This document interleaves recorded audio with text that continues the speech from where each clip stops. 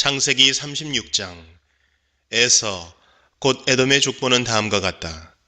에서는 가나안 여인 세 사람을 아내로 맞아들였다. 아다는 햇사람 엘론의 딸이다.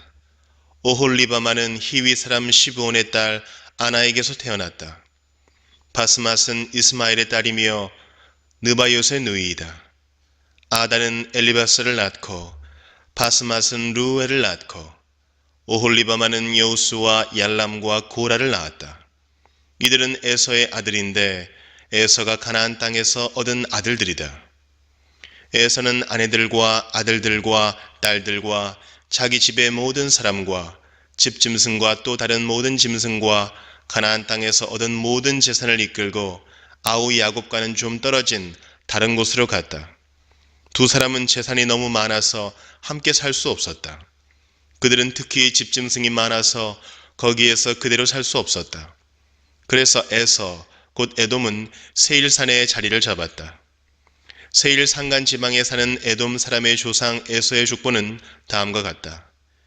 에서의 아들들의 이름은 다음과 같다. 에서의 아내 아다가 낳은 아들은 이름이 엘리바스이고 에서의 아내 바스맛이 낳은 아들은 루엘이다. 엘리바스가 낳은 아들은 대만과 오말과 스보와 가담과 그나스이다. 에서의 아들 엘리바스와 그의 첩 딥나 사이에서는 아들 아말렉이 태어났다. 이들은 에서의 아내 아다가 낳은 자손이다.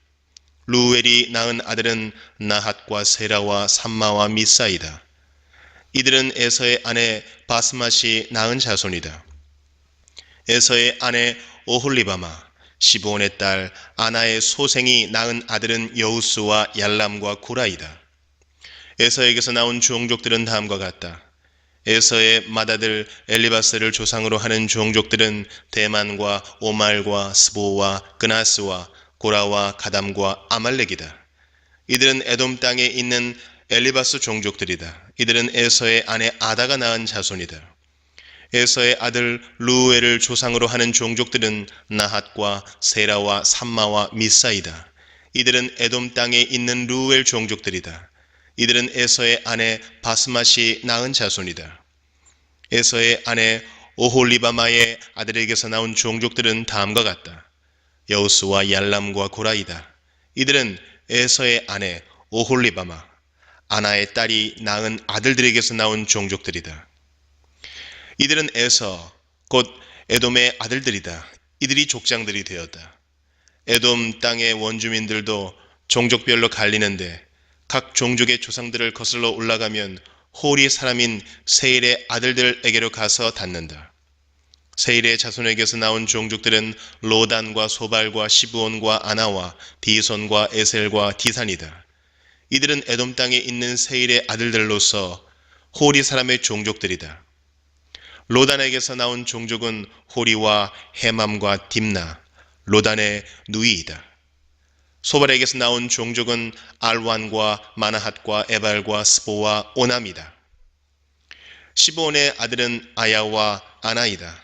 아버지 시브온의 나귀를 칠 때에 광야에서 온천을 발견한 사람이 바로 아나이다. 아나의 자손은 디손과 오홀리바마, 아나의 딸이다. 디손에게서 나온 종족은 햄단과 에스반과 이드란과 그란이다. 에셀에게서 나온 종족은 빌한과 사완과 아간이다. 디산에게서 나온 종족은 우스와 아란이다. 호리 종족의 조상들은 로단과 소발과 시브온과 아나와 디손과 에셀과 디산이다. 이들은 그 갈래를 따라 분류하면 세일 땅에 사는 호리 종족의 조상들이다. 이스라엘이 왕이 아직 없을 때에 다음과 같은 왕들이 차례로 에돔 땅을 다스렸다. 부올의 아들 벨라가 에돔의 왕이 되었다. 그의 도성의 이름은 딘하바이다. 벨라가 죽으니 보스라 사람 세라의 아들 요밥이 그의 뒤를 이어서 왕이 되었다. 요밥이 죽으니 대만 사람의 땅에서 온 후삼이 그의 뒤를 이어서 왕이 되었다. 후삼이 죽으니 브닷의 아들 곧 모압 벌판에서 미디안 사람을 친 하닷이 그의 뒤를 이어서 왕이 되었다. 그의 도성의 이름은 아윗이다. 하닷이 죽으니 마스레가 출신 삼나가 그의 뒤를 이어서 왕이 되었다. 삼나가 죽으니 유프라테스 강가에 살던 르호봇 사람 사울이 그의 뒤를 이어서 왕이 되었다. 사울이 죽으니 악볼의 아들 바알하난이 그의 뒤를 이어서 왕이 되었다. 악볼의 아들 바알하난이 죽으니 그의 뒤를 이어서 하닷이 왕이 되었다. 그의 도성의 이름은 바후이다. 그의 아내의 이름은 무헤다벨인데 마드레스의 딸이며 메사합의 손녀이다. 에서에게서 나온 종족들을 가문과 거주지에 따라서 나누면 각각 다음과 같다. 그 이름은 딥나와 알와와 여댓과 오홀리바마와 엘라와 비논과 그나스와 대만과 밉살과 막디엘과 이람이다. 이들이 에돔의 종족들이다. 종족들의 이름이 각 종족들이 살던 거주지의 이름이 되었다. 에돔 사람의 조상은 에서이다. 창세기 37장. 야곱은 자기 아버지가 몸붙여 살던 땅, 곧 가나안 땅에서 살았다. 야곱의 역사는 이러하다. 17살 된 소년 요셉이 아버지의 첩들인 빌하와 실바가 낳은 형들과 함께 양을 치는데 요셉은 형들의 허물을 아버지에게 일러 바치곤 하였다. 이스라엘은 늙음하게 요셉을 얻었으므로 다른 아들들보다 요셉을 더 사랑하여서 그에게 화려한 옷을 지어서 입혔다. 형들은 아버지가 그를 자기들보다 더 사랑하는 것을 보고서 요셉을 미워하며 그에게 말 한마디도 다정스럽게 하는 법이 없었다. 한 번은 요셉이 꿈을 꾸고서 그것을 형들에게 말한 일이 있는데 그 일이 있은 뒤로부터 형들은 그를 더욱더 미워하였다. 요셉이 형들에게 말하였다. 내가 꾼 꿈 이야기를 한번 들어보셔요. 우리가 밭에서 곡식단을 묶고 있었어요. 그런데 갑자기 내가 묶은 단이 우뚝 일어서고 형들의 단이 나의 단을 둘러서서 절을 하였어요. 형들이 그에게 말하였다. 내가 우리의 왕이라도 될성 싶으냐? 정말로 내가 우리를 다스릴 참이냐? 형들은 그의 꿈과 그가 한 말 때문에 그를 더욱더 미워하였다. 얼마 뒤에 그는 또 다른 꿈을 꾸고 그것을 형들에게 말하였다. 들어보셔요. 또 꿈을 꾸었어요. 이번에는 해와 달과 별 11개가 나에게 절을 했어요. 그가 아버지와 형들에게 이렇게 말할 때에 그의 아버지가 그를 꾸짖었다. 내가 꾼 그 꿈이 무엇이냐? 그래, 나하고 너의 어머니하고 너희 형들이 함께 너에게로 가서 땅에 엎드려서 너에게 절을 할 것이란 말이냐? 그의 형들은 그를 시기하였지만 아버지는 그 말을 마음에 두었다. 그의 형들은 아버지의 양떼를 치려고 세겜 근처로 갔다. 이스라엘이 요셉에게 말하였다. 내가 알고 있듯이 너희 형들이 세겜 근처에서 양을 치지 않느냐? 내가 너를 너희 형들에게 좀 보내야겠다. 요셉이 대답하였다. 다녀오겠습니다. 이스라엘이 요셉에게 말하였다. 너희 형들이 잘 있는지 양들도 잘 있는지를 가서 살펴보고 나에게 와서 소식을 전해다오. 그의 아버지는 헤브론 골짜기에서 그를 떠나보냈다. 요셉이 세겜에 도착하였다. 어떤 사람이 보니 요셉이 들에서 헤매고 있었다. 그가 요셉에게 물었다. 누구를 찾느냐? 요셉이 대답하였다. 형들을 찾습니다. 우리 형들이 어디에서 양을 치고 있는지 나에게 일러주시겠습니까? 그 사람이 대답하였다. 너희 형들은 여기에서 떠났다. 도단으로 가자고 하는 말을 내가 들었다. 그래서 요셉은 형들을 뒤따라가서 도단 근처에서 형들이 있는 곳을 알아냈다. 그런데 그의 형들은 멀리서 그를 알아보고서 그를 죽여버리려고 그가 그들에게 가까이 오기 전에 음모를 꾸몄다. 그들은 서로 마주 보면서 말하였다. 야, 저기 꿈꾸는 녀석이 온다. 자, 저 녀석을 죽여서 아무 구덩이에나 던져넣고 사나운 들짐승이 잡아먹었다고 하자. 그리고 그 녀석의 꿈이 어떻게 되나 보자. 루벤이 이 말을 듣고서 그들의 손에서 요셉을 건져내려고 그들에게 이렇게 말하였다. 목숨만은 해치지 말자. 피는 흘리지 말자. 여기 들판에 있는 구덩이에 그 아이를 던져넣기만 하고 그 아이에게 손을 대지는 말자. 루벤은 요셉을 그들에게서 건져내서 아버지에게 되돌려 보낼 생각으로 이렇게 말한 것이다. 요셉이 형들에게로 오자 그들은 그의 옷, 곧 그가 입은 화려한 옷을 벗기고 그를 들어서 구덩이에 던졌다. 그 구덩이는 비어있고 그 안에는 물이 없었다. 그들이 앉아서 밥을 먹고 있는데 고개를 들고 보니 마침 이스마엘 상인 한떼가 길르앗으로부터 오는 것이 눈에 띄었다. 낙타에다 향품과 유향과 몰약을 싣고 이집트로 내려가는 길이었다. 유다가 형제들에게 말하였다. 우리가 동생을 죽이고 그 아이의 피를 덮는다고 해서 우리가 얻는 것이 무엇이냐? 자, 우리는 그 아이에게 손을 대지는 말고 차라리 그 아이를 이스마엘 사람들에게 팔아넘기자. 아무래도 그 아이는 우리의 형제요 우리의 피부치이다. 형제들은 유다의 말을 따르기로 하였다. 그래서 미디안 상인들이 지나갈 때에 형제들이 요셉을 구덩이에서 꺼내어 이스마엘 사람들에게 은 20냥에 팔았다. 그들은 그를 이집트로 데리고 갔다. 르우벤이 구덩이로 돌아와 보니 요셉이 거기에 없었다. 그는 슬픈 나머지 옷을 찢고서 형제들에게 돌아와서 말하였다. 그 아이가 없어졌다. 나는 이제 어디로 가야 한단 말이냐. 그들은 순념소 한 마리를 죽이고 요셉의 옷을 가지고 가서 거기에 피를 묻혔다. 그들은 피 묻은 그 화려한 옷을 아버지에게로 가지고 가서 말하였다. 우리가 이 옷을 주었습니다. 이것이 아버지의 아들의 옷인지 잘 살펴보시기 바랍니다. 그가 그 옷을 알아보고서 부르짖었다.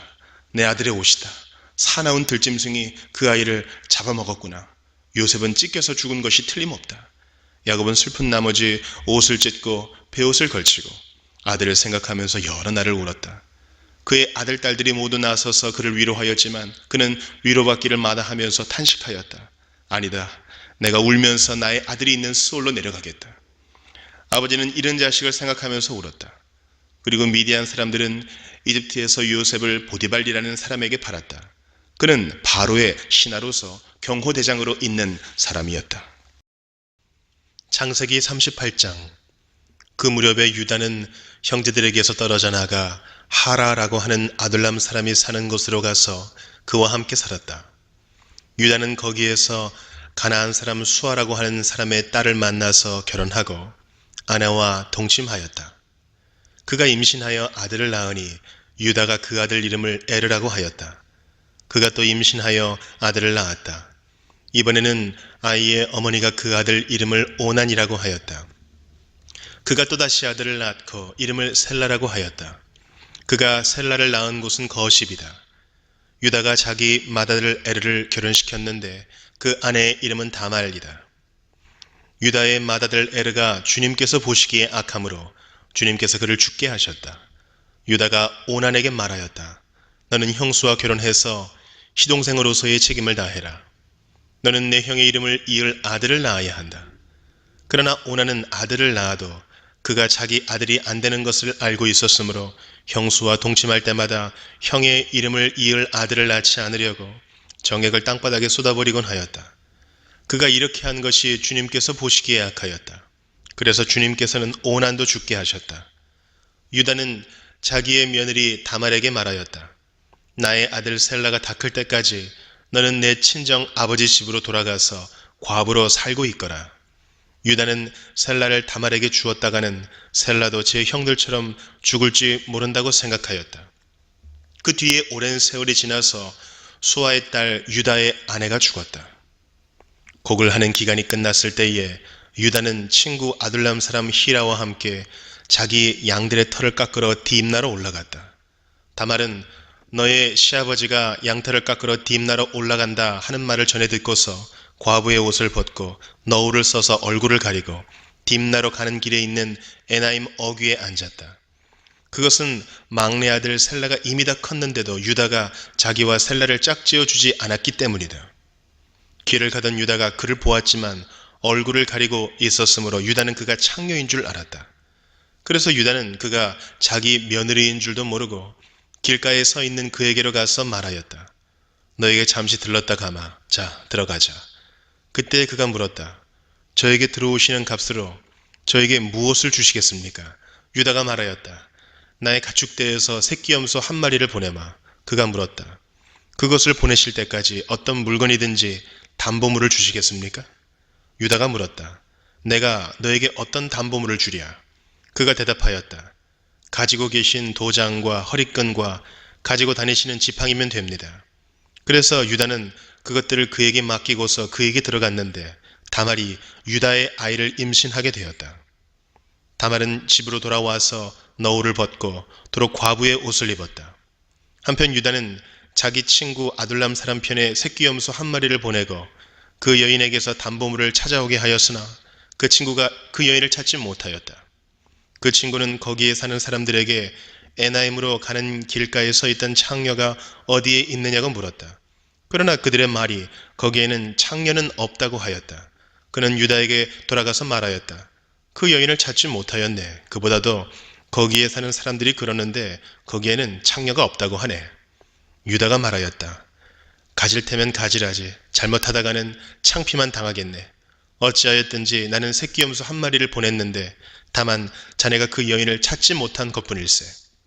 석 달쯤 지난 다음에 유다는 자기의 며느리 다말이 창녀짓을 하여 임신까지 했다는 소문을 들었다. 유다가 명하였다. 그를 끌어내서 화형에 처하여라.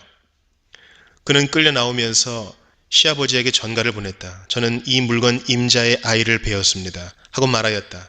다말은 또 말을 계속하였다. 잘 살펴보십시오. 이 도장과 이 허리끈과 이 지팡이가 누구의 것입니까? 유다는 그 물건들을 알아보았다. 그 아이가 나보다 옳다. 나의 아들 셀라를 그 아이와 결혼시켰어야 했는데 하고 말하였다. 유다는 그 뒤로 다시는 그를 가까이 하지 않았다. 다말이 몸을 풀 때가 되었는데 태 안에는 쌍둥이가 들어있었다. 아기를 막 낳으려고 하는데 한 아기가 손을 내밀었다. 산파가 진홍색 실을 가져다가 그 아이의 손목에 감고서 말하였다. 이 아이가 먼저 나온 녀석이다. 그러나 그 아이는 손을 안으로 다시 끌어들였다. 그런 다음에 그의 아우가 먼저 나왔다. 산파가 어찌하여 내가 터뜨리고 나오느냐 하고 말하였다. 그래서 이 아이 이름을 베레스라고 하고 그의 형 곧 진홍색 실로 손목이 묶인 아이가 뒤에 나오니 아이 이름을 세라라고 하였다. 창세기 39장. 요셉이 이집트로 끌려갔다. 요셉을 이집트로 끌고 내려간 이스마엘 사람들은 바로의 신하인 경호대장 이집트 사람 보디발에게 요셉을 팔았다. 주님께서 요셉과 함께 계셔서 앞길이 잘 열리도록 그를 돌보셨다. 요셉은 그 주인 이집트 사람의 집에서 살게 되었다. 그 주인은 주님께서 요셉과 함께 계시며 요셉이 하는 일마다 잘 되도록 주님께서 돌보신다는 것을 알았다. 주인은 요셉이 눈에 들어서 그를 신복으로 삼고 집안일과 재산을 모두 요셉에게 맡겨 관리하게 하였다. 그가 요셉에게 자기의 집안일과 그 모든 재산을 맡겨서 관리하게 한 그때부터 주님께서 요셉을 보시고 그 이집트 사람의 집에 복을 내리셨다. 주님께서 내리시는 복이 주인의 집안에 있는 것이든지 밭에 있는 것이든지 그 주인이 가진 모든 것에 미쳤다. 그래서 그 주인은 자기가 가진 모든 것을 요셉에게 맡겨서 관리하게 하고 자기의 먹거리를 빼고는 아무것도 간섭하지 않았다. 요셉은 용모가 준수하고 잘생긴 미남이었다. 일이 이렇게 된 지 얼마 지나지 않아서 주인의 아내가 요셉에게 눈짓을 하며 나하고 침실로 가요 하고 꾀었다. 그러나 요셉은 거절하면서 주인의 아내에게 말하였다. 주인께서는 모든 것을 나에게 맡겨 관리하게 하시고는 집안 일에는 아무 간섭도 하지 않으십니다. 주인께서는 가지신 모든 것을 나에게 맡기셨으므로 이 집안에서는 나의 위에는 아무도 없습니다. 나의 주인께서 나의 마음대로 하지 못하게 한 것은 한 가지뿐입니다. 그것은 마님입니다. 마님은 주인 어른의 부인이시기 때문입니다. 그런데 내가 어찌 이런 나쁜 일을 저질러서 하나님을 거역하는 죄를 지을 수 있겠습니까? 요셉이 이렇게 말하였는데도 주인의 아내는 날마다 끈질기게 요셉에게 요구해왔다. 요셉은 그 여인과 함께 침실로 가지도 않았을 뿐만 아니라 아예 그 여인과 함께 있지도 않았다. 하루는 요셉이 할 일이 있어서 집 안으로 들어갔는데 그 집 종들이 집 안에 하나도 없었다.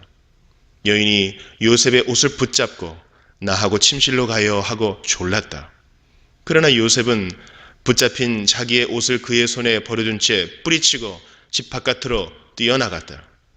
여인은 요셉이 그 옷을 자기의 손에 버려둔 채 집 바깥으로 뛰어나가는 것을 보고 집에서 일하는 종들을 불러다가 말하였다. 이것 좀 보아라. 주인이 우리를 웃음거리로 만들려고 이 히브리 녀석을 데려다 놓았구나. 그가 나를 욕보이려고 달려들기에 내가 고함을 질렀더니 그는 내가 고함 지르는 소리를 듣고 제 옷을 여기에 내버리고 바깥으로 뛰어나갔다. 이렇게 말하고 그 여인은 그 옷을 곁에 넣고 주인이 집으로 돌아오기를 기다렸다. 주인이 돌아오자 그에게 이렇게 일러바쳤다. 당신이 데려다 놓은 저 히브리 사람이 나를 농락하려고 나에게 달려들었어요. 내가 사람 살리라고 고함을 질렀더니 옷을 내 앞에 버려두고 바깥으로 뛰어나갔어요. 주인은 자기 아내에게서 당신의 종이 나에게 이 같은 행패를 부렸어요 하는 말을 듣고서 화가 치밀어 올랐다. 요셉의 주인은 요셉을 잡아서 감옥에 가두었다. 그곳은 왕의 죄수들을 가두는 곳이었다. 요셉이 감옥에 갇혔으나 주님께서 그와 함께 계시면서 돌보아 주시고 그를 한결같이 사랑하셔서 간수장의 눈에 들게 하셨다. 간수장은 감옥 안에 있는 죄수를 모두 요셉에게 맡기고 감옥 안에서 일어나는 온갖 일을 요셉이 혼자 처리하게 하였다. 간수장은 요셉에게 모든 일을 맡기고 아무것도 간섭하지 않았다. 그렇게 된 것은 주님께서 요셉과 함께 계시기 때문이며 주님께서 요셉을 돌보셔서 그가 하는 일은 무엇이나 다 잘 되게 해주셨기 때문이다. 창세기 40장. 이런 일들이 있은 지 얼마 뒤에 이집트 왕에게 술잔을 올리는 시종장과 빵을 구워 올리는 시종장이 그들의 상전인 이집트 왕에게 잘못을 저지른 일이 있었다. 바로가 그 두 시종장, 곧 술잔을 올리는 시종장과 빵을 구워 올리는 시종장에게 노하여서 그들을 경호대장의 집 안에 있는 감옥에 가두었는데 그곳은 요셉이 갇힌 감옥이었다. 경호대장이 요셉을 시켜서 그 시종장들의 시중을 들게 하였으므로 요셉이 그들을 받들었다. 그들이 갇힌 지 얼마 뒤에 감옥에 갇힌 두 사람, 곧 이집트 왕에게 술잔을 올리는 시종장과 빵을 구워 올리는 시종장이 같은 날 밤에 꿈을 꾸었는데 꿈의 내용이 저마다 달랐다. 다음날 아침에 요셉이 그들에게 갔는데 요셉은 그들에게 근심스러운 빛이 있음을 보았다. 그래서 요셉은 자기 주인의 집에 자기와 함께 갇혀있는 바로의 두 시종장에게 물었다. 오늘은 안색이 좋아 보이지 않습니다. 왜 그러십니까? 그들이 그에게 대답하였다. 우리가 꿈을 꾸었는데 해몽할 사람이 없어서 그러네. 요셉이 그들에게 말하였다. 해몽은 하나님이 하시는 것이 아닙니까? 나에게 말씀하여 보시기 바랍니다. 술잔을 올리는 시종장이 자기가 꾼 꿈 이야기를 요셉에게 하였다. 내가 꿈에 보니 나의 앞에 포도나무가 있고 그 나무에는 가지가 셋이 있는데 거기에서 싹이 나더니 곧 꽃이 피고 포도송이가 익었네. 바로의 잔이 나의 손에 들려 있기에 내가 포도를 따다가 바로의 잔에 그 즙을 짜서 그 잔을 바로의 손에 올렸지. 요셉이 그에게 말하였다. 해몽은 이러합니다. 가지 셋은 사흘을 말합니다. 앞으로 사흘이 되면 바로께서 시종장을 불러내서 직책을 되돌려 주실 것입니다. 시종장께서는 전날 술잔을 받들어 올린 것처럼 바로의 손에 술잔을 올리게 될 것입니다. 시종장께서 잘 되시는 날에 나를 기억하여 주시고 나를 따로 생각해 주시기 바랍니다. 그리고 바로에게 나의 사정을 말씀드려서 나도 이 감옥에서 풀려나게 해 주시기 바랍니다. 나는 히브리 사람이 사는 땅에서 강제로 끌려온 사람입니다. 그리고 여기에서도 내가 이런 구덩이 감옥에 들어올 만한 일은 하지 않았습니다. 빵을 구워 올리는 시종장도 그 해몽을 듣고 보니 좋아서 요셉에게 말하였다. 나도 한 꿈을 꾸었는데 나는 빵이 담긴 바구니 3개를 머리에 이고 있었네. 제일 위에 있는 바구니에는 바로에게 드릴 온갖 구운 빵이 있었는데 새들이 내가 이고 있는 바구니 안에서 그것들을 먹었네. 요셉이 말하였다. 해몽은 이러합니다. 바구니 셋은 사흘을 말합니다. 앞으로 사흘이 되면 바로께서 시종장을 불러내서 목을 베고 나무에 매다실 터인데 새들이 시종장의 주검을 쪼아 먹을 것입니다. 그러한 지 사흘째 되는 날, 그날은 바로의 생일인데 왕은 신하들을 다 불러 모으고 잔치를 베풀었다. 술잔을 올리는 시종장과 빵을 구워 올리는 시종장이 신하들이 모인 자리에 불려나갔다. 바로에게 술을 따라 올리는 시종장은 직책이 회복되어서 잔에 술을 따라서 바로의 손에 올리게 되고 빵을 구워 바치는 시종장은 매달려서 처형되니 요셉이 그들에게 해몽하여 준 대로 되었다. 그러나 술잔을 올리는 시종장은 요셉을 기억하지 못하였다. 그는 요셉을 잊고 있었다. 창세기 41장. 그로부터 만 2년이 지나서 바로가 꿈을 꾸었다. 그가 나일 강가에 서 있는데 잘생기고 살이 찐 암소 7마리가 강에서 올라와서 갈밭에서 풀을 뜯는다. 그 뒤를 이어서 흉측하고 야윈 다른 암소 7마리가 강에서 올라와서 먼저 올라온 소들과 함께 강가에 선다. 그 흉측하고 야윈 암소들이 잘생기고 살이 찐 암소들을 잡아먹는다. 바로는 잠에서 깨어났다. 그가 다시 잠들어서 또 꿈을 꾸었다. 이삭 7개가 보인다. 토실토실하고 잘 여문 이삭 7개가 나오는데 그것들은 모두 한 줄기에서 나와서 자란 것들이다. 그 뒤를 이어서 또 다른 이삭 7개가 피어나오는데 열풍이 불어서 야위고 마른 것들이다. 그 야윈 이삭이 토실토실하게 잘 여문 이삭 7개를 삼킨다. 바로가 깨어나 보니 꿈이다. 아침에 그는 마음이 뒤숭숭하여 사람을 보내어서 이집트의 마술사와 현인들을 모두 불러들이고 그가 꾼 꿈 이야기를 그들에게 하였다. 그러나 아무도 그에게 그 꿈을 해몽하여 주는 사람이 없었다. 그때에 술잔을 올리는 시종장이 바로에게 말하였다. 제가 꼭 했어야 할 일을 못한 것이 오늘에야 생각납니다. 임금님께서 종들에게 노하셔서 저와 빵을 구워 올리는 시종장을 경호대장 집 감옥에 가두신 일이 있습니다. 저희들이 같은 날 밤에 각각 꿈을 꾸었는데 두 꿈의 내용이 너무나 달랐습니다. 그때 그곳에 경호대장의 종인 히브리 소년이 저희와 함께 있었습니다. 저희가 꾼 꿈 이야기를 그에게 해 주었더니 그가 그 꿈을 풀었습니다. 저희 두 사람에게 제각기 그 꿈을 해몽하여 주었던 것입니다. 그리고 그가 해몽한 대로 꼭 그대로 되어서 저는 복직되고 그 사람은 처형되었습니다.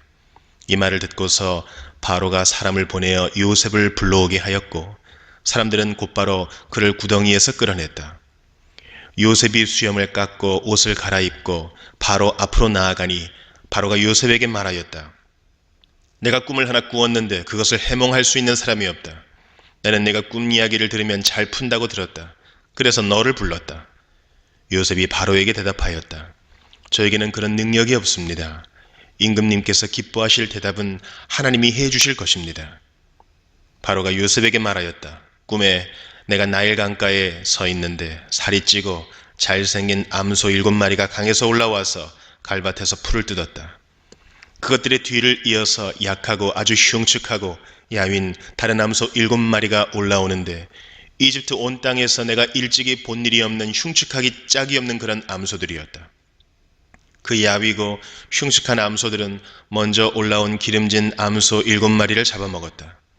흉측한 암소들은 살이 찐 암소들을 잡아먹었는데도 여전히 굶은 암소처럼 흉측하였다. 그리고는 내가 깨어났다. 내가 또다시 꿈에 보니 한 줄기에서 자란 이삭 7개가 있는데 잘 여물고 실한 것들이었다. 그것들의 뒤를 이어서 다른 이삭 7개가 피어나오는데 열풍이 불어서 시들고 야위고 마른 것들이었다.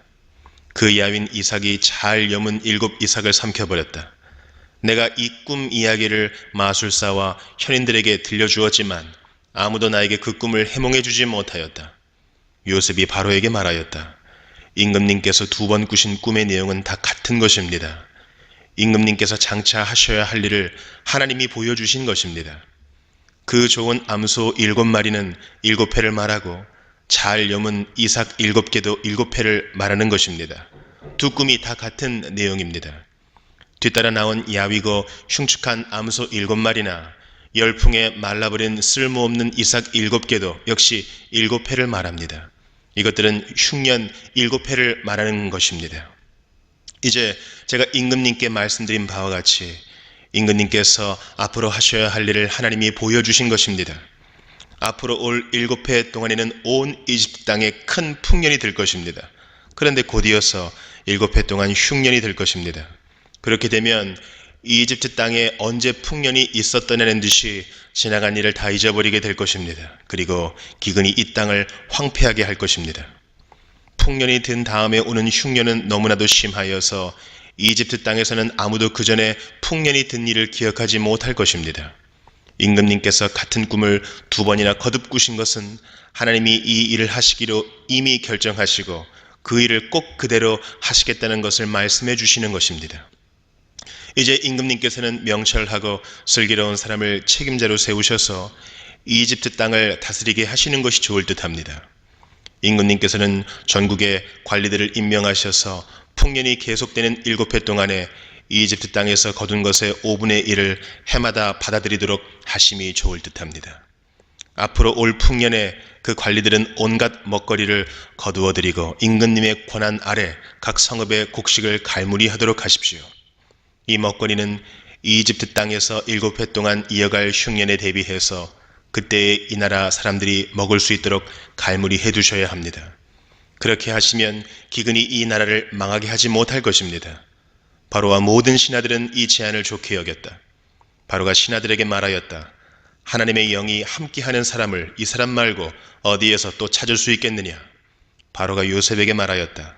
하나님이 너에게 이 모든 것을 알리셨는데 너처럼 명철하고 슬기로운 사람이 어디에 또 있겠느냐? 내가 나의 집을 다스리는 책임자가 되어라. 나의 모든 백성은 너의 명령을 따를 것이다. 내가 너보다 높다는 것은 내가 이 자리에 앉아 있다는 것뿐이다. 바로가 또 요셉에게 말하였다. 내가 너를 온 이집트 땅의 총리로 세운다. 그렇게 말하면서 바로는 손가락에 끼고 있는 옥새 반지를 빼서 요셉의 손가락에 끼우고 고운 모시옷을 입히고 금목걸이를 목에다 걸어 주었다. 그런 다음에 또 자기의 병거에 버금가는 병거에 요셉을 태우니 사람들이 물러나거라 하고 외쳤다. 이렇게 해서 바로는 요셉을 온 이집트 땅의 총리로 세웠다. 바로가 요셉에게 말하였다. 나는 바로다. 이집트 온 땅에서 총리의 허락이 없이는 어느 누구도 손 하나 발 하나도 움직이지 못한다. 바로는 요셉에게 사브낫 바네아라는 이름을 지어주고 온의 제사장 보디베라의 딸 아스낫과 결혼을 시켰다. 요셉이 이집트 땅을 순찰하러 나섰다. 요셉이 이집트 왕 바로를 섬기기 시작할 때에 그의 나이는 30살이었다. 요셉은 바로 앞에서 물러나와서 이집트 온 땅을 두루 다니면서 살폈다. 풍년을 이룬 7해 동안에 땅에서 생산된 것은 대단히 많았다. 요셉은 이집트 땅에서 7해 동안 이어간 풍년으로 생산된 모든 먹거리를 거두어들여 여러 성읍에 저장해 두었다. 각 성읍 근처 밭에서 나는 곡식은 각각 그 성읍에 쌓아두었다. 요셉이 저장한 곡식의 양은 엄청나게 많아서 마치 바다의 모래와 같았다. 그 양이 셀 수 없을 만큼 많아져서 기록을 중단할 수밖에 없었다. 요셉과 온의 제사장 보디베라의 딸 아스낫 사이에서 두 아들이 태어난 것은 흉년이 들기 전이었다. 요셉은 하나님이 나의 온갖 고난과 아버지 집 생각을 다 잊어버리게 하셨다 하면서 맏아들의 이름을 므낫세라고 지었다. 둘째는 내가 고생하던 이 땅에서 하나님의 자손을 번성하게 해주셨다 하면서 그 이름을 에브라임이라고 지었다. 이집트 땅에서 7해 동안 이어가던 풍년이 지나니 요셉이 말한 대로 7해 동안의 흉년이 시작되었다. 온 세상에 기근이 들지 않은 나라가 없었으나 이집트 온 땅에는 아직도 먹거리가 있었다. 그러나 마침내 이집트 온 땅의 백성이 굶주림에 빠지자 그들은 바로에게 먹을 것을 달라고 부르짖었다. 바로는 이집트의 모든 백성에게 요셉에게로 가서 그가 시키는 대로 하여라 하였다. 온 땅에 기근이 들었으므로 요셉은 모든 창고를 열어서 이집트 사람들에게 곡식을 팔았다. 이집트 땅 모든 곳에 기근이 심하게 들었다. 기근이 온 세상을 뒤덮고 있었으므로 다른 나라 사람들도 요셉에게서 곡식을 사려고 이집트로 모았다. 창세기 42장. 야곱은 이집트에 곡식이 있다는 말을 듣고서 아들들에게 말하였다. 얘들아, 왜 서로 얼굴들만 쳐다보고 있느냐? 야곱이 말을 이었다. 듣자 하니 이집트에 곡식이 있다고 하는구나. 그러니 그리로 가서 곡식을 좀 사오너라. 그래야 먹고 살지 가만히 있다가는 굶어 죽겠다. 그래서 요셉의 형 10명이 곡식을 사려고 이집트로 갔다. 야곱은 요셉의 아우 베냐민만은 형들에게 딸려 보내지 않았다. 베냐민을 같이 보냈다가 무슨 변이라도 당할까 보아 겁이 났기 때문이다. 가나안 땅에도 기근이 들었으므로 이스라엘의 아들들도 곡식을 사러 가는 사람들 틈에 끼었다. 그때의 요셉은 나라의 총리가 되어서 세상의 모든 백성에게 곡식을 파는 책임을 맡고 있었다. 요셉의 형들은 거기에 이르러서 얼굴을 땅에 대고 엎드려 요셉에게 절을 하였다. 요셉은 그들을 보자마자 곧바로 그들이 형들임을 알았다. 그러나 짐짓 모르는 채 하고 그들에게 엄하게 물었다. 당신들은 어디에서 왔소? 그들이 대답하였다. 먹거리를 사려고 가나안 땅에서 왔습니다. 요셉은 형들을 알아보았으나 형들은 요셉을 알아보지 못하였다. 그때 요셉은 형들을 두고 꾼 꿈을 기억하고 그들에게 말하였다. 당신들은 첩자들이요. 이 나라의 허술한 곳이 어디인지를 엿보러 온 것이 틀림없소. 그들이 대답하였다. 아닙니다, 총리어른. 소인들은 그저 먹거리를 사러 왔을 뿐입니다. 우리는 한 아버지의 자식들입니다. 소인들은 순진한 백성이며 첩자가 아닙니다. 그가 말하였다. 아니요. 당신들은 이 나라의 허술한 곳이 어디인지를 엿보러 왔소. 그들이 대답하였다. 소인들은 형제들입니다. 모두 12입니다. 가나안 땅에 사는 한 아버지의 아들들입니다. 막내는 소인들의 아버지와 함께 있고 또 하나는 이렇습니다. 요셉이 그들에게 말하였다. 내 말이 틀림없어. 당신들은 첩자들이요. 그러나 당신들이 진실을 증명할 길은 있어. 바로께서 살아계심을 두고 맹세하오. 당신들이 막내 아우를 이리로 데려오지 않으면 당신들은 여기에서 한 발자국도 벗어나지 못하오. 당신들 가운데서 한 사람을 보내어 당신들 집에 남아있는 아우를 이리로 데려오게 하고 나머지는 감옥에 가두어 두겠소. 나는 이렇게 하여 당신들이 한 말이 사실인지를 시험해 보겠소. 바로께서 살아계심을 두고 맹세하오. 당신들이 그렇게 하지 못하면 당신들은 첩자라는 누명을 벗지 못할 것이요. 요셉은 그들을 감옥에 사흘 동안 가두어 두었다. 사흘 만에 요셉이 그들에게 말하였다.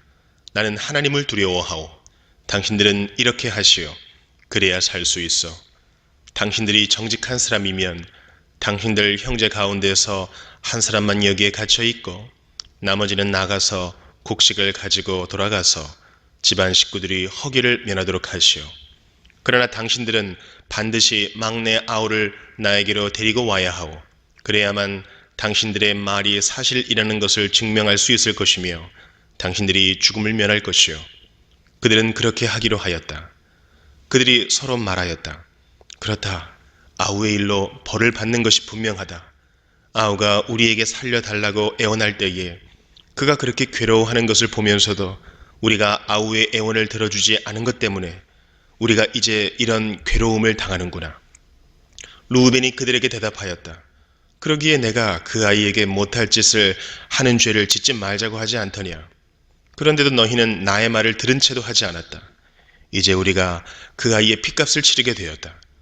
그들은 요셉이 통역을 세우고 말하였으므로 자기들끼리 하는 말을 요셉이 알아듣는 줄을 전혀 알지 못하였다. 듣다 못한 요셉은 그들 앞에서 잠시 물러가서 울었다. 다시 돌아온 요셉은 그들과 말을 주고받다가 그들 가운데서 시므온을 끌어내어서 그들이 보는 앞에서 끈으로 묶었다. 요셉은 사람들을 시켜서 그들이 가지고 온 통에다가 곡식을 채우게 하고 각 사람이 낸 돈은 그 사람의 자루에 도로 넣게 하고 또 길에서 먹을 것은 따로 주게 하였다. 요셉이 시킨 대로 다 되었다. 그들은 곡식을 나귀에 싣고 거기를 떠났다. 그들이 하룻밤 묵어갈 곳에 이르렀을 때에 그들 가운데서 한 사람이 자기 나귀에게 먹이를 주려고 자루를 풀다가 자루 아귀에 자기의 돈이 그대로 들어있는 것을 보았다. 그는 이것을 자기 형제들에게 알렸다. 내가 낸 돈이 도로 돌아왔다. 나의 자루 속에 돈이 들어있어. 이 말을 들은 형제들은 얼이 빠진 사람처럼 떨면서 서로 쳐다보며 한탄하였다. 하나님이 어찌하여 우리에게 이런 일을 하셨는가? 그들은 가나안 땅으로 아버지 야곱에게 돌아가서 그동안 겪은 일을 자세히 말씀드렸다.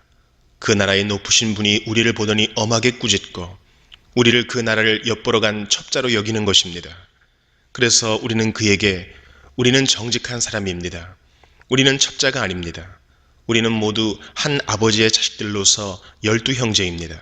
하나는 잃고 또 막내는 가나안 땅에 우리 아버지와 함께 있습니다 하고 말씀을 드렸습니다. 그랬더니 그 나라의 높으신 분이 우리에게 이르기를 어디 너희가 정말 정직한 사람들인지 내가 한번 알아보겠다. 너희 형제 가운데서 한 사람은 여기에 나와 함께 남아있고 나머지는 너희 집안 식구들이 굶지 않도록 곡식을 가지고 돌아가거라. 그리고 너희의 막내 아우를 나에게로 데리고 오너라. 그래야만 너희가 첩자가 아니고 정직한 사람이라는 것을 내가 알 수 있겠다. 그런 다음에야 내가 여기 잡아둔 너희 형제를 풀어주고 너희가 이 나라에 드나들면서 장사를 할 수 있게 하겠다 하였습니다. 그들은 자루를 비우다가 각 사람의 자루에 각자가 치른 그 돈꾸러미가 그대로 들어있는 것을 보았다. 그들과 그들의 아버지는 그 돈꾸러미를 보고서 모두들 겁이 났다. 아버지 야곱이 아들들에게 말하였다. 너희가 나의 아이들을 다 빼앗아 가는구나. 요셉을 잃었고 시므온도 잃었다. 그런데 이제 너희는 베냐민 마저 빼앗아 가겠다는 거냐? 하나같이 다 나를 괴롭힐 뿐이로구나. 르우벤이 아버지에게 말하였다. 제가 베냐민을 다시 아버지께로 데리고 오지 못한다면 저의 두 아들을 죽이셔도 좋습니다. 막내를 저에게 맡겨주십시오. 제가 반드시 아버지께로 다시 데리고 오겠습니다. 야곱이 말하였다. 막내를 너희와 함께 그리로 보낼 수는 없다. 그 아이의 형은 죽고 그 아이만 홀로 남았는데 그 아이가 너희와 함께 갔다가 또 무슨 변을 당하기라도 하면 어찌하겠느냐. 너희는 백발이 성성한 이 늙은 아버지가 슬퍼하며 죽어서 수월로 내려가는 꼴을 보겠다는 거냐? 창세기 43장. 그 땅의 기근이 더욱 심해갔다. 그들이 이집트에서 가지고 온 곡식이 다 떨어졌을 때에 아버지가 아들들에게 말하였다. 다시 가서 먹거리를 조금 더 사오너라. 유다가 아버지에게 말하였다. 그 사람이 우리에게 엄하게 경고하면서 너희가 막내 아우를 데리고 오지 않으면 다시는 나의 얼굴을 못 볼 것이다 하고 말하였습니다. 우리가 막내를 데리고 함께 가게 아버지께서 허락하여 주시면 다시 가서 아버지께서 잡수실 것을 사오겠습니다. 그러나 아버지께서 막내를 보낼 수 없다고 하시면 우리는 갈 수 없습니다. 그분이 우리에게 말하기를 너희가 막내 아우를 데리고 오지 않으면 다시는 나의 얼굴을 못 볼 것이다 하였기 때문입니다. 이스라엘이 자식들을 탓하였다. 어찌하려고 너희는 아우가 있다는 말을 그 사람에게 해서 나를 이렇게도 괴롭히느냐? 그들이 대답하였다. 그 사람은 우리와 우리 가족에 관하여서 낱낱이 캐물었습니다. 너희 아버지가 살아계시냐? 하고 묻기도 하고 또 다른 형제가 더 있느냐? 하고 묻기도 하였습니다. 우리는 그저 그가 묻는 대로 대답하였을 뿐입니다. 그가 우리의 아우를 그리로 데리고 오라고 말할 것이라고는 상상도 하지 못하였습니다. 유다가 아버지 이스라엘에게 말하였다. 제가 막내를 데리고 가게 해 주십시오. 그러면 우리가 곧 떠나겠습니다. 그렇게 하여야 우리도 아버지도 우리의 어린 것들도 죽지 않고 살 수 있을 것입니다. 제가 그 아이의 안전을 책임지겠습니다. 아버지께서는 그 아이에 대해서는 저에게 책임을 물어 주십시오. 제가 그 아이를 아버지께로 다시 데리고 와서 아버지 앞에 세우지 못한다면 그 죄를 제가 평생 달게 받겠습니다. 우리가 이렇게 머뭇거리고 있지 않았으면 벌써 2번도 더 다녀왔을 것입니다. 아버지 이스라엘이 아들들에게 말하였다. 꼭 그렇게 해야만 한다면 이렇게 하도록 하여라. 이 땅에서 나는 것 가운데 가장 좋은 토산물을 너희 그릇에 담아 가지고 가서 그 사람에게 선물로 드리도록 하여라. 유향과 꿀을 얼마쯤 담고 향품과 모략과 유향나무 열매와 감복숭아를 담아라. 돈도 2배를 가지고 가거라.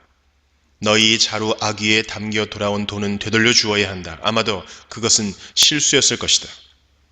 너희 아우를 데리고 어서 그 사람에게로 가거라. 너희들이 그 사람 앞에 설 때에 전능하신 하나님이 그 사람을 감동시키셔서 너희에게 자비를 베풀게 해 주시기를 빌 뿐이다. 그가 거기에 남아있는 아이와 베냐민도 너희와 함께 돌려보내준다면 더 바랄 것이 없겠다. 자식들을 잃게 되면 잃는 것이지 난들 어떻게 하겠느냐. 사람들은 선물을 꾸리고 돈도 갑절을 지니고 베냐민을 데리고 급히 이집트로 가서 요셉 앞에 섰다. 요셉은 베냐민이 그들과 함께 온 것을 보고서 자기 집 관리인에게 말하였다. 이 사람들을 집으로 데리고 가시오. 짐승을 잡고 밥상도 준비하시오. 이 사람들은 나와 함께 점심을 먹을 것이오. 요셉이 말한 대로 관리인이 그 사람들을 요셉의 집으로 안내하였다. 그 사람들은 요셉의 집으로 안내를 받아 들어가면서 겁이 났다. 그들은 지난번에 여기에 왔을 적에 우리가 낸 돈이 알지도 못하는 사이에 우리의 자루 속에 담겨서 되돌아왔는데 그 돈 때문에 우리가 이리로 끌려온다. 그 일로 그가 우리에게 달려들어서 우리의 나귀를 빼앗고 우리를 노예로 삼으려는 것이 틀림없다 하고 걱정하였다. 그래서 그들은 요셉의 집 문 앞에 이르렀을 때에 요셉의 집 관리인에게 가서 물었다. 우리는 지난번에 여기에서 곡식을 사간 일이 있습니다. 하룻밤 묵어갈 곳에 이르러서 자루를 풀다가 우리가 치른 돈이 액수 그대로 우리 각자의 자루 아귀 안에 고스란히 들어있는 것을 보았습니다. 그래서 우리가 그것을 다시 가지고 왔습니다. 또 우리는 곡식을 살 돈도 따로 더 가지고 왔습니다. 우리는 누가 그 돈을 우리의 자루 속에 넣었는지 모릅니다. 그 관리인이 말하였다. 그동안 별거 없으셨습니까? 걱정하지 마십시오. 댁들을 돌보시는 하나님, 댁들의 조상을 돌보신 그 하나님이 그 자루에 보물을 넣어주신 것입니다. 나는 댁들이 낸 돈을 받았습니다. 이렇게 말하면서 관리인은 시몬을 그들에게로 데리고 왔다. 관리인은 그 사람들을 요셉의 집 안으로 안내하고서 발 씻을 물도 주고 그들이 끌고 온 나귀에게도 먹이를 주었다. 그들은 거기에서 점심을 먹게 된다는 말을 들었으므로 정오에 올 요셉을 기다리면서 장만해 온 선물을 정돈하고 있었다. 요셉이 집으로 오니 그들은 집 안으로 가지고 들어온 선물을 요셉 앞에 내놓고 땅에 엎드려 절을 하였다. 요셉은 그들의 안부를 묻고 난 다음에 전에 그대들이 나에게 말한 그 연세 많으신 아버지도 안녕하시오? 그분이 아직도 살아계시오? 하고 물었다. 그들은 총리 어른의 종인 소인들의 아버지는 지금도 살아있고 평안합니다 하고 대답하면서 몸을 굽혀서 절을 하였다. 요셉이 둘러보다가 자기의 친어머니의 아들 친동생 베냐민을 보면서 이 아이가 지난번에 그대들이 나에게 말한 바로 그 막내 아우요? 하고 물었다. 그러면서 그는 귀엽구나. 하나님이 너에게 복 주시기를 빈다 하고 말하였다. 요셉은 자기 친동생을 보다가 마구 치밀어 오르는 형제의 정을 누르지 못하여 급히 울 곳을 찾아 자기의 방으로 들어가서 한참 동안 울고 얼굴을 씻고 도로 나와서 그 정을 누르면서 밥상을 차리라고 명령하였다. 밥상을 차리는 사람들은 요셉에게 상을 따로 차려서 올리고 그의 형제들에게도 따로 차리고 요셉의 집에서 먹고 사는 이집트 사람들에게도 따로 차렸다. 이집트 사람들은 히브리 사람들과 같은 상에서 먹으면 부정을 탄다고 생각하기 때문에 상을 같이 차리지 않은 것이다. 요셉의 형제들은 안내를 받아가며 요셉 앞에 앉았는데 앉고 보니 맏아들로부터 막내 아들에 이르기까지 나이 순서를 따라서 앉게 되었다. 그 사람들은 어리둥절하면서 서로 쳐다보았다. 각 사람이 먹을 것은 요셉의 상에서 날라다 주었는데 베냐민에게는 다른 사람보다 5몫이나 더 주었다. 그들은 요셉과 함께 취하도록 마셨다. 창세기 44장. 요셉이 집 관리인에게 명령하였다. 저 사람들이 가지고 갈 수 있을 만큼 많이 자루에 곡식을 담으시오. 그들이 가지고 온 돈도 각 사람의 자루 아귀에 넣으시오. 그리고 어린아이의 자루에다가는 곡식값으로 가지고 온 돈과 내가 쓰는 은잔을 함께 넣으시오. 관리인은 요셉이 명령한 대로 하였다. 다음 날 동이틀 무렵에 그들은 나귀를 이끌고 길을 나섰다. 그들이 아직 그 성읍에서 얼마 가지 않았을 때에 요셉이 자기 집 관리인에게 말하였다. 빨리 저 사람들의 뒤를 쫓아가시오. 그들을 따라잡거든 그들에게 너희는 왜 선을 악으로 갚느냐? 어찌하려고 은잔을 훔쳐가느냐? 그것은 우리 주인께서 마실 때에 쓰는 잔이요 점을 치실 때에 쓰는 잔인 줄 몰랐느냐? 너희가 이런 일을 저지르다니 매우 고약하구나 하고 호통을 치시오. 관리인이 그들을 따라잡고서 요셉이 시킨 말을 그들에게 그대로 하면서 호통을 쳤다. 그러자 그들이 그에게 말하였다. 어찌하여 그런 말씀을 하십니까? 소인들 가운데는 그런 일을 저지를 사람이 하나도 없습니다. 지난번 자루 아귀에서 나온 돈을 되돌려 드리려고 가나안 땅에서 여기까지 가지고 오지 않았습니까? 그런데 어떻게 우리가 그대의 상전댁에 있는 은이나 금을 훔친다는 말입니까? 소인들 가운데서 어느 누구에게서라도 그것이 나오면 그를 죽여도 좋습니다. 그리고 나머지 우리는 주인의 종이 되겠습니다. 그가 말하였다. 그렇다면 좋소. 당신들이 말한 대로 합시다. 그러나 누구에게서든지 그것이 나오면 그 사람만이 우리 주인의 종이 되고 당신들 나머지 사람들에게는 죄가 없어. 그들은 얼른 각자의 자루를 땅에 내려놓고서 풀었다. 관리인이 맏아들의 자루부터 시작하여 막내 아들의 자루까지 뒤지니 그 잔이 베냐민의 자루에서 나왔다. 이것을 보자 그들은 슬픔이 북받쳐서 옷을 찢고 울면서 저마다 나귀의 짐을 다시 싣고 성으로 되돌아갔다. 유다와 그의 형제들이 요셉의 집에 이르니 요셉이 아직 거기에 있었다. 그들이 요셉 앞에 나아가서 땅에 엎드리자 요셉이 호통을 쳤다. 당신들이 어찌하여 이런 일을 저질렀소? 나 같은 사람이 점을 쳐서 물건을 찾는 줄을 당신들은 몰랐소? 유다가 대답하였다. 우리가 주인 어른께 무슨 할 말이 있겠습니까? 무슨 변명을 할 수 있겠습니까? 어찌 우리의 죄 없음을 밝힐 수 있겠습니까?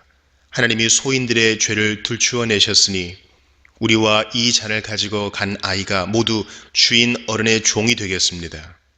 요셉이 말하였다. 그렇게까지 할 것은 없어. 이 잔을 가지고 있다가 들킨 그 사람만 나의 종이 되고 나머지는 평안히 당신들의 아버지께로 돌아가시오. 유다가 그에게 가까이 가서 간청하였다.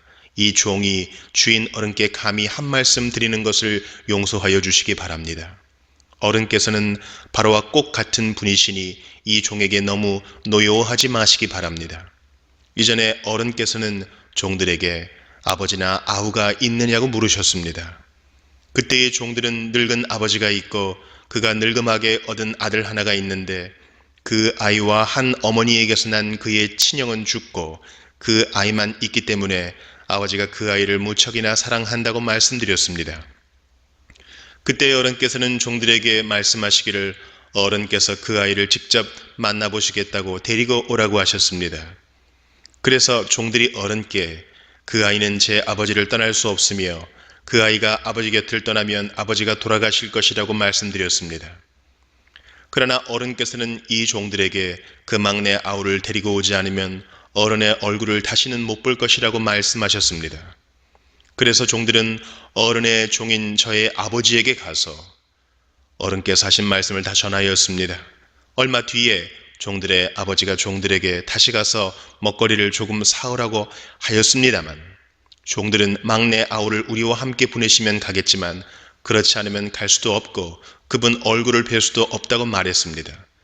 그러나 어른의 종인 소인의 아버지는 이 종들에게 너희도 알지 않느냐? 이 아이의 어머니가 낳은 자식이 둘뿐인데 한 아이는 나가더니 돌아오지 않는다. 사나운 짐승에게 변을 당한 것이 틀림없다. 그 뒤로 나는 그 아이를 볼 수 없다. 그런데 너희가 이 아이마저 나에게서 데리고 갔다가 이 아이마저 변을 당하기라도 하면 어찌하겠느냐?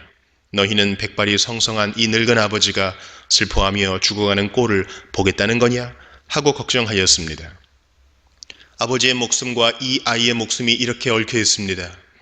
소인이 어른의 종, 저의 아버지에게 되돌아갈 때에 우리가 이 아이를 데리고 가지 못하거나 소인의 아버지가 이 아이가 없는 것을 알면 소인의 아버지는 곧바로 숨이 넘어가고 말 것입니다.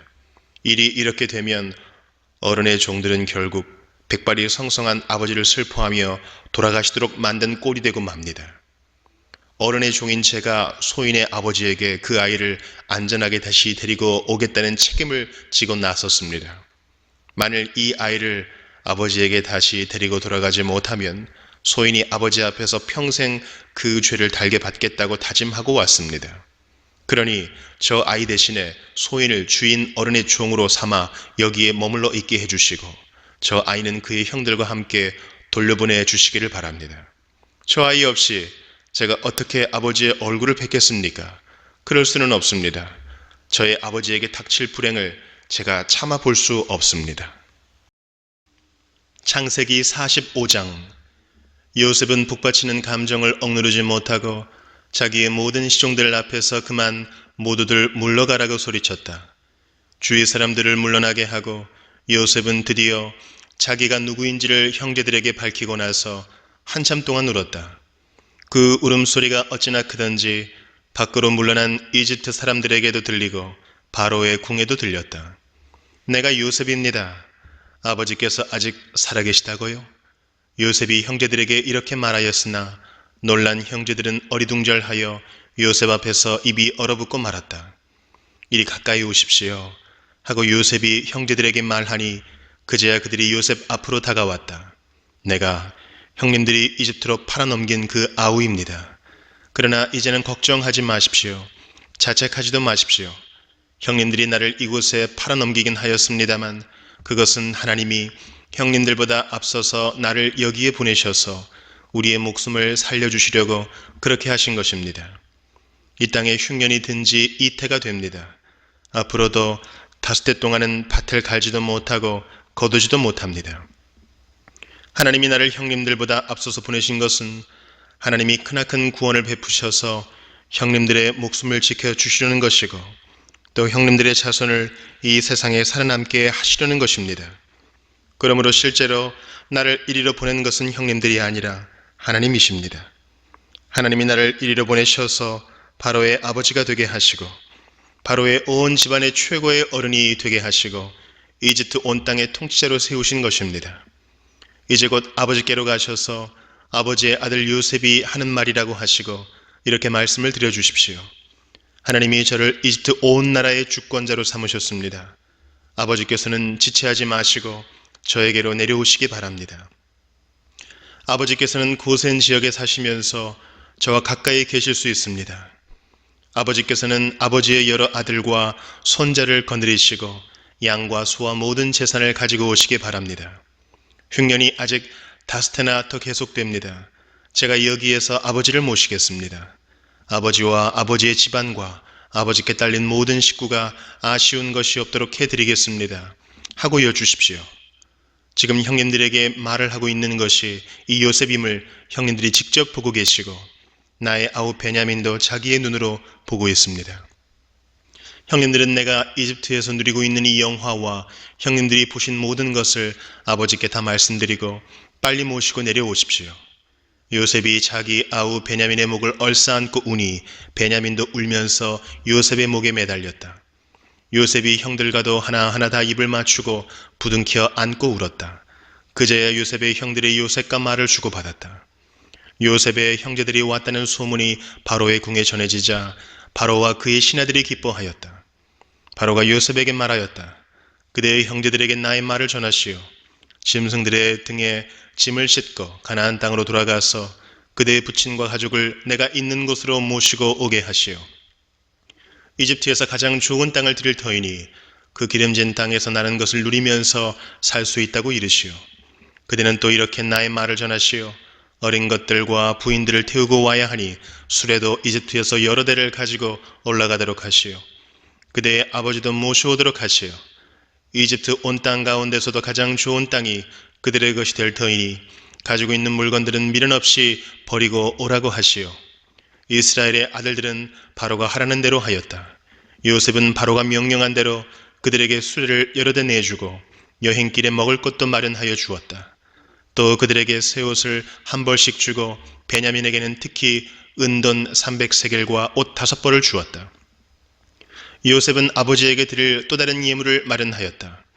이집트에서 나는 귀한 물건을 수나귀 10마리에 나누어 싣고 아버지가 이집트로 오는 길에 필요한 곡식과 빵과 다른 먹거리는 암나귀 10마리에 나누어 실었다. 요셉은 자기 형제들을 돌려보냈다. 그들과 헤어지면서 요셉은 가시는 길에 서로들 탓하지 마십시오 하고 형들에게 당부하였다. 그들은 이집트에서 나와 가나안 땅으로 들어가서 아버지 야곱에게 이르렀다. 그들이 야곱에게 말하였다. 요셉이 지금까지 살아 있습니다. 이집트 온 나라를 다스리는 총리가 되었습니다. 이 말을 듣고서 야곱은 정신이 나간 듯 어리벙벙하여 그 말을 고지 들을 수가 없었다. 그러나 요셉이 한 말을 아들들에게서 모두 전해 듣고 또한 요셉이 자기를 데려오라고 보낸 그 수레들을 보고 나서야 아버지 야곱은 비로소 제정신이 들었다. 이제는 죽어도 한이 없다.